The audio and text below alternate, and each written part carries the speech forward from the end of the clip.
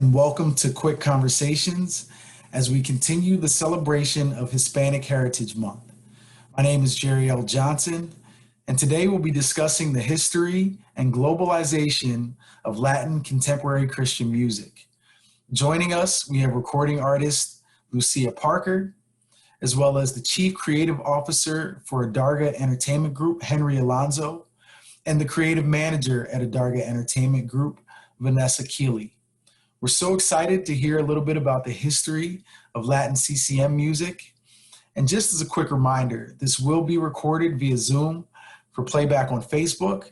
And any additional recording of this program without the express written permission of the Recording Academy is strictly prohibited. So thank you so much, Lucía, Henry, and Vanessa. Go ahead and take it away. Thank you, Dario. My name is Vanessa. I'm part of the DC chapter and also part of the Latin committee in that chapter.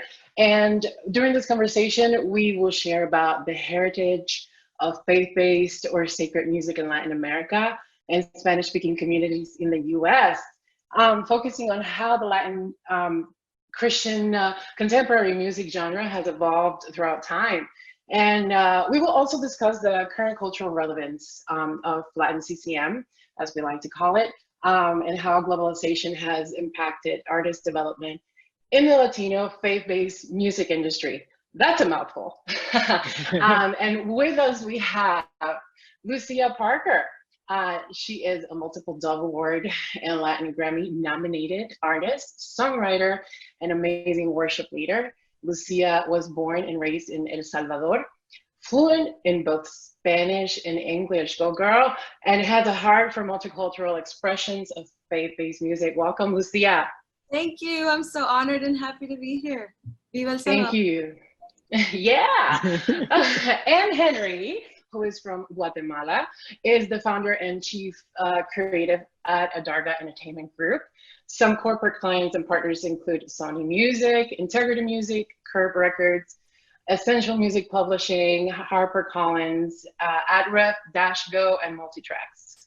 He is also an assistant professor of music entrepreneurship at Azusa Pacific University. Welcome, Henry.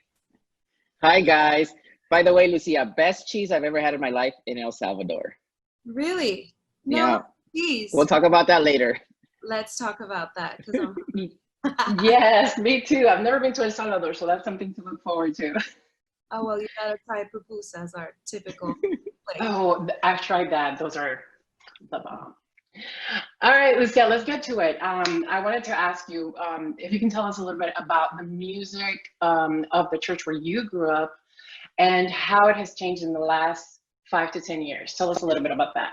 Wow. Well, the music when I was growing up in church was basically stripped down guitar, tambourines, maybe sometimes like some bass player just doing some sort of cumbia type, but we call it the tunga tunga or the unta unta unta unta unta, right? Like it wasn't very elaborate, but it was everything. So like for us growing up, it may have not been stages with lighting and a sound engineer and none of that, but people were into it. So I feel like for me growing up, it was so amazing because we didn't need all that. It was still fun. It was still like a big part of our meetings. It always started and ended with music. So I'm a part of that generation who did all that, you know, everyone's off tune, everyone's just yelling their heart out, and it was wonderful. Like I wish sometimes we could go back to that essence, how it's changed 5-10 years now. We're singing songs that are not written, that weren't written 100 years ago. Now we're singing stuff that people are actually writing in the past decade. Before, when I was growing up, I think the hymns or coritos, we call them, had been written 100 years ago. So we weren't really coming up with original stuff. And I think now what it's changed is that, you know, there's an amount of people that have written songs specifically for meetings like those, how I grew up. So now there's not just that guitar and the unta unta, but, you know, we've experienced with a lot more genres. So actually the Christian, you know, music scene has changed and it's modernized in a way, I would say, even all around Latin America. And I think that experience of stripped down guitar, tambourine, or pandereta, how we call it in Spanish, it's kind of across the board in Latin America. I grew up in Puerto Rico, and it's a very similar experience. And it's amazing to see how it's evolved. And segueing to that, Henry, can you tell us about the origins of this genre? Lucia touched a little bit on that, and the market size and how it's kind of evolved from the unta unta and the guitar into what it is now. Yeah, I love the unta unta. I would call it, for you musicologists out there, a cross between ska and probably some sort of a German polka. Yeah, and it has that feel where you just want to dance. I guess, it started what we would call maybe the more contemporary part of what we call now Latin CCM, started in about the 70s, the late 70s. It started probably with choirs or quartets. Later, and some of actually from El Salvador, there was a group called Los Voceros de Cristo, which was a trio. So if you're talking about, and they would play kind of like boleros for Jesus, and that's kind of where it started. And El Salvador has a huge influence within that time in the history. More contemporary stuff started in the late 90s or mid to late 90s. It actually came from a huge investment from record labels here in the US and in Mexico, where they were able to influence monetarily, and get people into studios and things like that. And then there, artists like Stanislao Marino and other artists like that, like I said, Los Voceros de Cristo, kind of are the foundation. There was another one called La Generación de Jesús, which was like a rock band, and they were outlaws because they weren't wear ties. They were not going to wear a tie. They were going to wear their grunge rock t-shirts to church. So those kind of that kind of transitioned us. Now going to the market size part of it, that's been so interesting. What we've done is we've kind of at least internally, have kind of seen where is this going, or what accounts for what we would call a hub, a place of influence for this industry. So Mexico City is definitely a hub for this genre. Guatemala City, Bogota, Colombia, San Juan, Puerto Rico, Buenos Aires, Argentina. All these cities and countries have something in common, which is they have a creative, local, faith-based community. They also have very large media, which is directly faith-based. So they'll have a radio station that will only play Latin CCM. And sometimes it's the #1 or #2 station in that market. They will also have large events, pre-COVID large events. So you're talking about Bogota, where they will reunite hundreds of thousands of people, or Buenos Aires, Argentina, where they will use the soccer stadium to get a concert going with this type of genre. And I would say in the US, there are also hubs like New York City. Dallas is a major hub now, Miami, LA, and surprisingly, Nashville. Nashville is becoming a huge hub for this genre because of the creativity, because of the studios, because of the songwriting that's happening out there. That's amazing. I'm glad you mentioned Nashville, because there's a big comparison between here in the US or in the English speaking market. Nashville is definitely the hub for Christian music, Christian contemporary music, as opposed to all these different hubs that are in Latin America. And I'm interested to know, Lucia, share a little bit of the insight of being part of the artist community, not only in the Spanish speaking market, but also in the English speaking market. You're kind of part of both. And just share a little bit about the artist community that creates Latin CCM and the kind of crossover that's been happening with the English market. Yeah, I love it. Thanks for asking that. I've always wanted to be a bridge between, cultures, and I speak English and Spanish. I'm blessed like that. It's been really great to be able to collaborate with a lot of English speaking artists, but kind of drag them into our Latin world.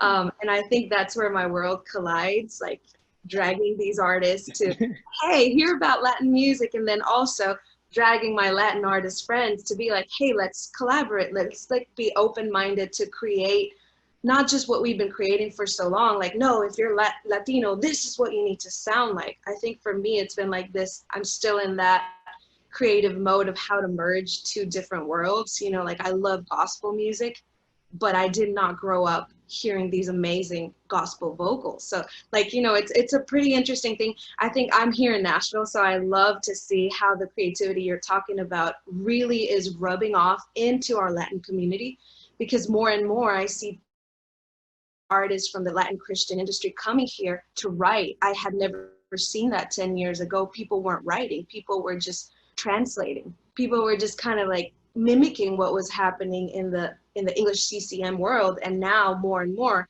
you'll have Latinos coming to Nashville to write with people in English and Spanish. Like I feel like it's a very exciting moment in time where Latinos are like standing up and like kind of like believing in our own voice and no longer okay with just copy or translating. Now we're like, no, we can create too, we can write too. And I feel like we're in this time, and I would love to hear Henry's opinion on this.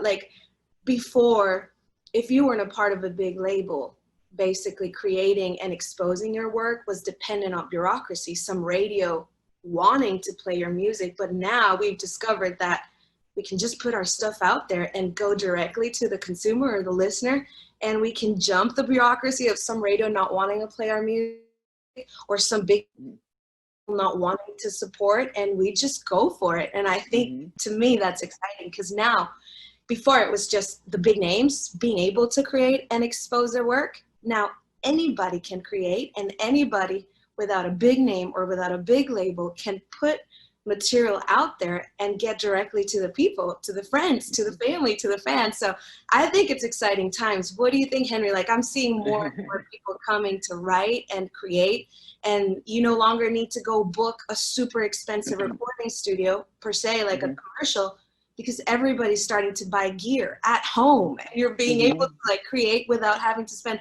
hundreds of thousands of dollars, just be able to put your stuff out there.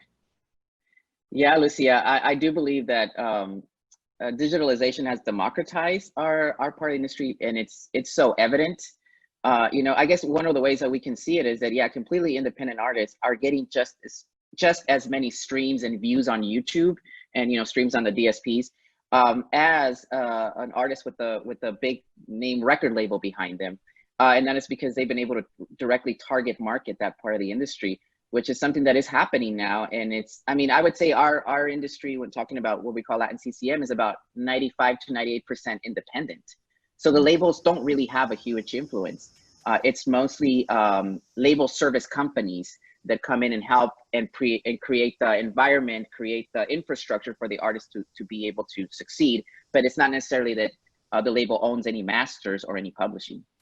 Hey, and I'm the product of that. I really want to thank publicly Avarga. I say it like Avarga, Adarga, but I'm like a result of that independency that, you know, believed in myself, partner with people like Henry, who believed in me when I was literally just like a fresh immigrant coming to this country. Like, that's when I met you, probably, right? Like in LA, I had just moved to the US. I had a dream. I had a voice, and I went for it. But if it wasn't for those partnerships, like you said, like independent companies that would just support you, promote you, and talk to people, we did a lot of groundwork where it wasn't social media driven. It was like direct, hey, I want to talk to you about this girl, Lucia. And that, you know, I'm so appreciative for those times. I really wanted to thank you, Henry. Oh, thank you. Likewise. I mean, I remember going to newspapers, right? Actual newspapers. And sitting with the editors and talking about this genre. Gosh, we were not going to say how long ago, but yeah, we look good. We look good. Yes. Yeah, you do. And Lucia, thank you for sharing your story, because it's definitely a story of celebration of what a Latin CCM artist can achieve, especially now with so much accessibility, as you talked about, you know, the gear that everybody's buying, and the independence that the industry is being kind of set up for now. And it's a beautiful celebration of specifically what we're talking about, the Hispanic Heritage Month. We're celebrating different stories, different types of music, and Latin CCM is definitely here to stay, and it's evolving and growing. So I want to thank you both for being here today. I don't know if there's anything else that you want to add to this conversation before we part. Vanessa, you're wonderful. I just want to say you're like such a natural, like, oh my gosh, thank you. Thank you so much. I also speak, I speak Spanish, English, and Portuguese, and a little bit of French. So I love this whole multicultural, multi-language thing that we have going on, and just it's a reflection of who we are as a Latin community here and in the States, and as immigrants. So thank you for being here with us today, and we're off. Yes, I would just want to say, let's support each other. Like, this is a time, honestly, for us to come together and, like, instead of having like a mindset of competition, like how can we Latinos conquer the world together? We got to stick together. So that would be my thing. And just any Salvadoreño, anybody in the Latin community hearing this, seeing this, like, you can do it. Like, if I'm here, you can do it too. So thank you, Henry, too. Oh, yeah. Thank you, ladies, so much. And we'll see you guys soon. All right, thank you guys.